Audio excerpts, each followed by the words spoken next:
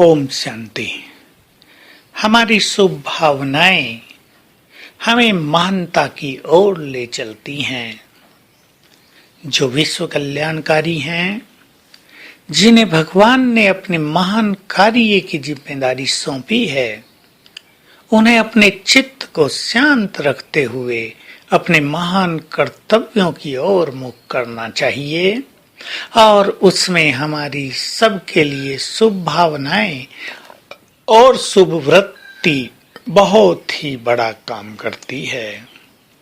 किसी के लिए भी निगेटिव वृत्ति न हो, घृणा की वृत्ति न हो, ईर्ष्या की वृत्ति न हो।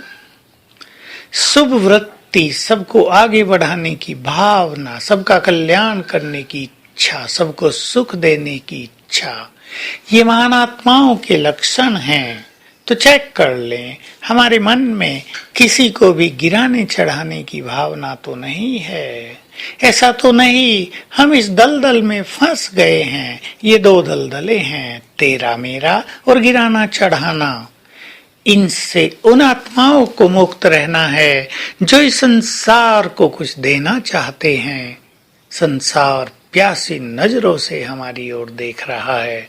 जिनकी ओर संसार की अनेक आत्माएं निहार रही हैं, वो किसे देख रहे हैं, वो कहाँ हैं, सोच लेना है।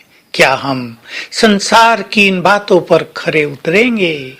जिस सब के लिए हमने त्याग किया है, ये पवित्र जीवन अपनाया है, संसार की तृष्णाओं को लात मारी है, क्या वो सब महान बलिदान करके हम कहीं उलझ गए? जो उलझ गए वो तो गए। महान कर्तव्य हमारा इंतजार कर रहे हैं। ये न भूलो, बाबा ने हमें अपने खजाने दिए हैं, जन्म दिया है, वरदान दिया है, शक्तियां दी हैं, अपना शुभ भावनाओं का हाथ हमारे सिर पर रखा है। वे हमें इस संसार में चमकाना चाहते हैं, विश्व की स्टेज पर लाना चाहते हैं, केवल चमकाने के लिए नहीं, लेकिन संसार का कल्याण करने के लिए, संसार को दुखों से मुक्त करने के लिए। हम शुभ भावनाओं से अपने चित्त को भरकर विजयी आत्मा बनने की ओर अपने कदम बढ़ाएं। हमें माया के हर स्वरूप पर विजय पाना है और विजय पाते पाते विजयी रतन बन जाना है। कोई भी ये न सोचे हम तो देर से आए हैं, या हम तो समर्पित नहीं हैं, या हम तो अपने गृहस्थ में रहते हैं, हम भला विजय माला में कैसे आएंगे? नहीं, बाबा ने स्पष्ट कर दिया है कि अंत तक भी 3-4 सीटें खाली रखी जाती हैं, ताकि कोई भी अगर तीव्र पुरुषार्थ करके उन चेयर्स पर बैठना चाहे तो उसको खुली ऑफर होती है। कोई ये नहीं कह सकता हम तो अंत में आए हैं। अब के बाद भी आने वालों को सुंदर चांस रहेगा। केवल लगन से उस ओर कदम बढ़ाने की आवश्यकता होगी।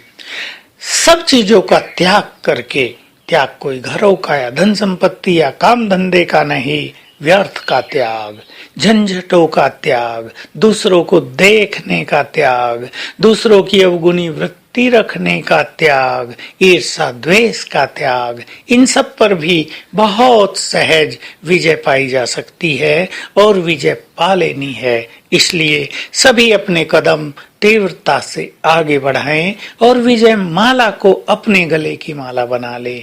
विजय माला में सुशोभित हो जाएं, ताकि हम बाबा के गले का भी हार बन जाएं।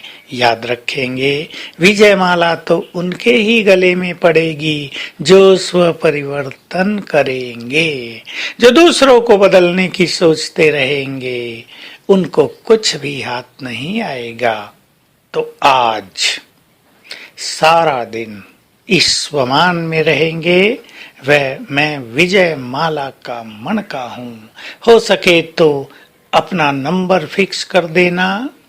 विजय माला में आने के लिए 8 घंटे योग चाहिए, कर्म योग, चलते फिरते योग, सर्वश्रेष्ठ पवित्रता की धारणा चाहिए, तेरे मेरे मैंपन का संपूर्ण त्याग होना चाहिए, शुभ भावनाओं से जीवन भरा हुआ हो, चित्त निर्मल हो गया हो और हम बाबा के कार्यों में संपूर्ण समर्पण भाव से तत्पर हों, तो विजयमाला में आने से हमें कोई नहीं रोक सकेगा और सारा दिन अभ्यास करते रहेंगे।